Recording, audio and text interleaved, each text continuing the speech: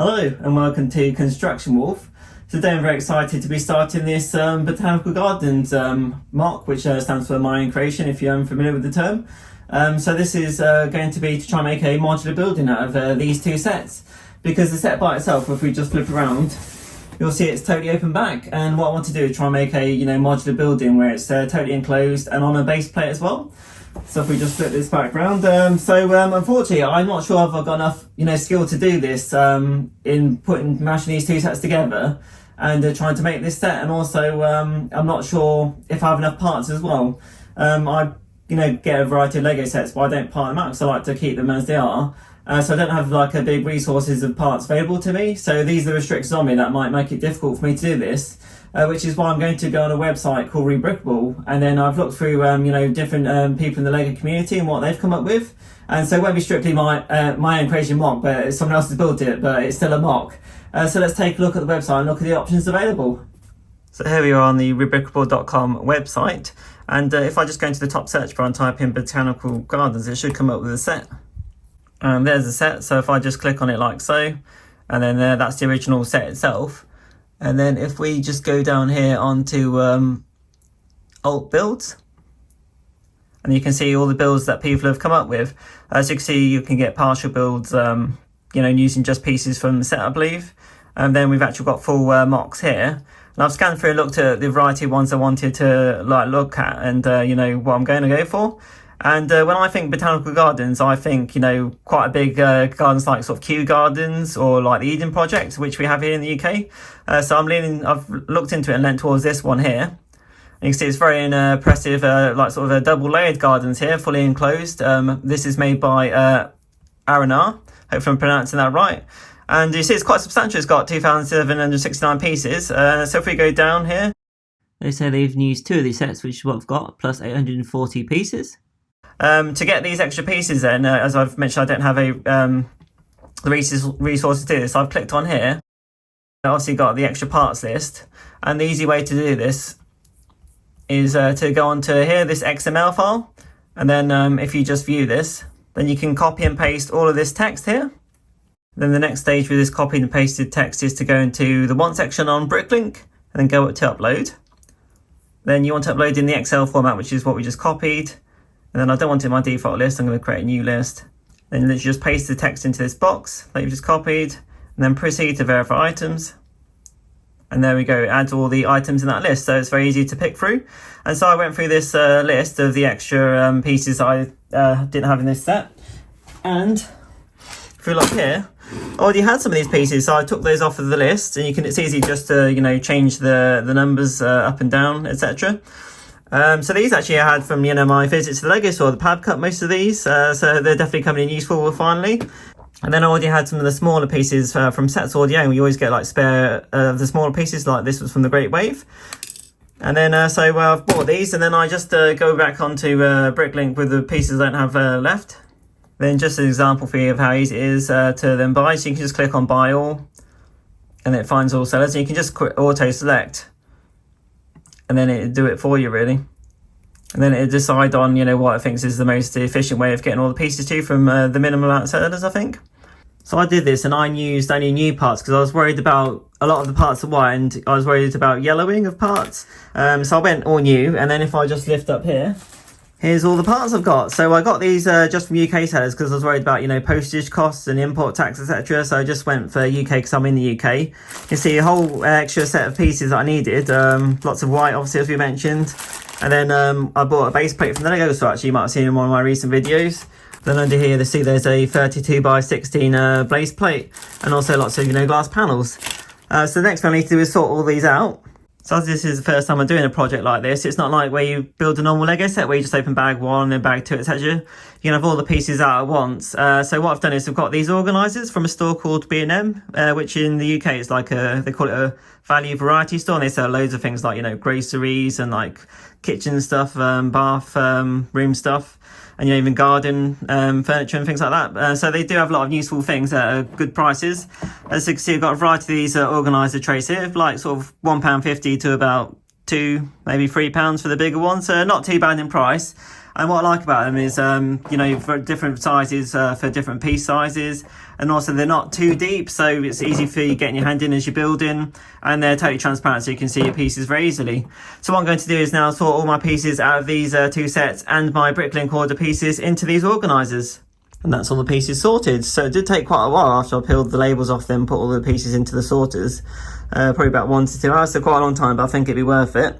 You can see I've divided them into sort of a logical order, like plants or pieces. And then we've got, you know, sort of the one bricks, all the white smaller pieces. Got like the 2x2 pieces there with a few like jumpers, sort of bracket type pieces. And then a few miscellaneous, then all the big sort of glass panels, all the small colourful dots. What else we've got? We've got sort of, you know, like the larger plates. The macaroni sort of curved pieces all in one area. These are sort of miscellaneous random bits. Got tiles, and then sort of longer plates, the sort of 1x2 pieces, and then the longer plates, and the larger brick pieces. So I think sorting them this way just make it much more smooth, and I can find the pieces a lot quicker when I'm building, so I'm not rummaging around too long. And then I'll put my base plates here, and actually I've got a few larger plates here. I'm not sure they come into play with the base plates, and then you get stickers in each set as well. So as we mentioned earlier, the set comes with these mini dolls. This is the first time I've seen these in person really, and had one. I have, I think, 3 per set, so I've got 6. I'm not as keen on them, if I'm honest. They've got a few restrictions compared to normal minifigures.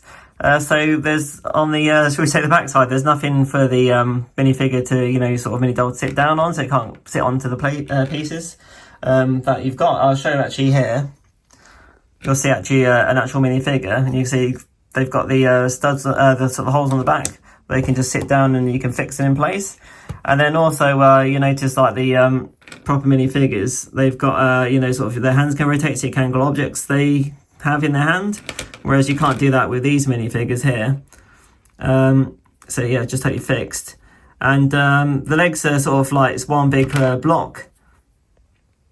So you see here, just moves around. You can't move each leg independently like you can with your routine minifigures here. So less flexible, and I just prefer the look of these compared to these mini dolls. So I'm going to use some of my own minifigures to like sort of put some stories into the set. I've already got 2 minifigures in mind that are already opened, and I know what they are to put in the set. But I've got these 2 packs here. I had more of them, but got those at a Brick Festival last year for a, you know, good price. They're still sealed, and I've just picked them up randomly because I think it's free for £10 at the time. And I just had to feel around like this is the old school days now. I don't do that anymore with the new boxes, and I think I know what's inside going by feeling. So let's take a look, and hopefully these have been useful for putting in this set.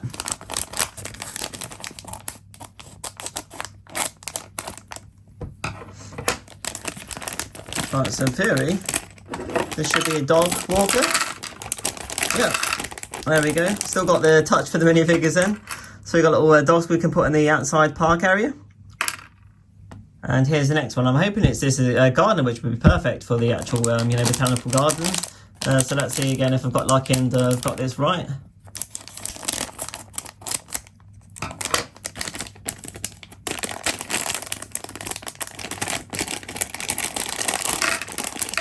And yes, it's the gardener, and I felt it for this like flamingo piece. So that's going to be perfect for this botanical gardens. Right, I'm all ready to build now. They're free instruction books that are in PDF format, as you can see. The sort of normal format you'd expect from a Lego set, so very well done. And then just like to show you actually this, I've made myself a coffee here to get started on the set. Nice strong coffee. You see I've got a construction wolf mug that was a present for Christmas I got with the wolf's face in brick form. So it's quite cute because unfortunately he can't be with me on this particular build if I just gently turn it around. But he's obviously here in spirit. If we spin it around, you'll see it says construction wolf. So I'm going to get building.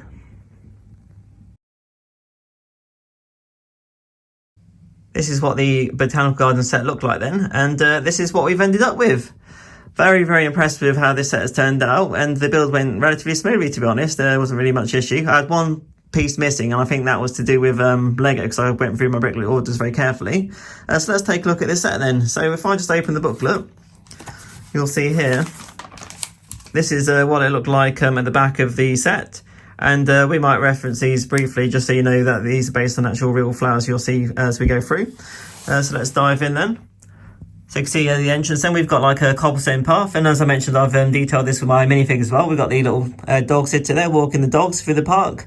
They're having a good time, but unfortunately, if we spin the set around here, you'll see one of the dogs is has maybe an accident, shall we say. So if we look at her, I don't think she's too happy about that, but there we go, they're having a good time, aren't they?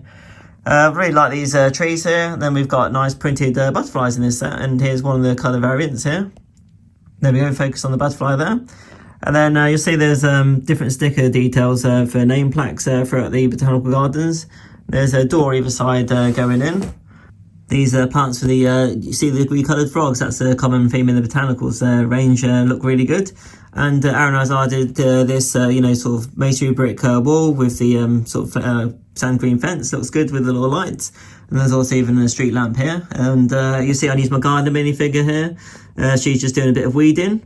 And then if we go to the other side, you see I've used my beekeeper minifigure here. And I've actually added this myself. I got it from the Maze gift we purchased last year. They had little beehives. I put that there, a little fun detail, I think. And it comes with these print bee pieces. And I've just put one there near the beehive, so I think that's just a little fun thing. And you'll see as well here, each side they've got like a little sort of pond, and I like how Aaron and I made them different sizes, so it's you know, not too mirrored, and it looks a bit more natural. And this side's got the you know, the little fountain with the sort of bird statue on top, and you've got water lilies. And I like how the waterfall at the side here, you've got this sort of rippling effect that they've put in. Looks quite good. And then you've got the different you know, the koi swim around, and it's got a depth because they're put under the sort of water panels, so it looks good. So there's a depth of water, and there's, you know, sort of lily pads, etc. And if we look to the other side as well, similar effect, but then we've got our ducks. And then if we spin around here, you see there's another waterfall going in, and even a little frog just down there. And as you see again, there's little name tags for like the lily pads just in there. And then we'll see most of the windows are sand green, which we use at the front, but then Aaron and I, just due to bring the cost down of the set, we'll talk about that later, used like some large panels, which I do actually like because they let more sort of light into the set. And then when the set spun around, you can see Aaron and I's used like white here, and they basically said that to use like the full sand green would have added significantly the cost, and I did the sums, and to fully do these size but in sand green would have added about £30 extra going through Bricklink. So I thought it wasn't really worth it for just the sides and the back. So you can see here, these are also the whites and sand green. And then you see they've used this sort of bigger panels instead. But I think it works, and it lets more light into the set. And you probably won't see the back, depending on how you've got it up in your city as much. Back also looks very good. And then you can see the sort of cylinder glass that lets the light through, and you can see the massive tree going through the centre there. And then you can also see some of the botanicals, some of the plants in there. And what they've done is they've mirrored either side, so they're identical. It sort of makes sense, really, just with maybe restrictions on parts. But I still think it looks quite good. And then you can see below, we have a look in a moment when we pop the compartments open. You'll see there's some plants in there. This was a carry with the friend set with the picnic blanket and the little bottles and food there. We've got a bird bath at the back. And then also well, this is the other colour of the butterfly. I really like the blue, which corresponds to this butterfly here. And you'll see there's even a little sort of water spout which is dripping there to use to water like some of the plants. And I placed my carrot guy. I don't know if you remember that from Series 24, this minifigure. He's just been watering, you'll see like a little bonsai tree in there. And you see he just spotted that butterfly there. And speaking of the bonsai tree, there's one at the top of the front of the building as well. I think it's just quite a cool little mini build that they've done. That originally came with the friend set. Looks good. Right, and then let's have a look at the top and try and get inside the building. And this is the tree type. And you'll see with the top open now, we can see it much more clearly. And these are the butterflies I mentioned that can spin about. And you can see the scale actually of it. If you see the little minifigure down there looking peering down, such a deep scale to this set with the massive tree coming through, which is a really nice feature. It's been supersized. Once I've removed these parts on this side, then I can just pop it off, and then we can actually see inside. There's a ladder for the minifigures to be able to get into, and you'll see the plants there that are inside, and that's what they correspond to. So good, and it's even got the little sticker, you know, sort of information plaque there. And then we can peer down into the lower module.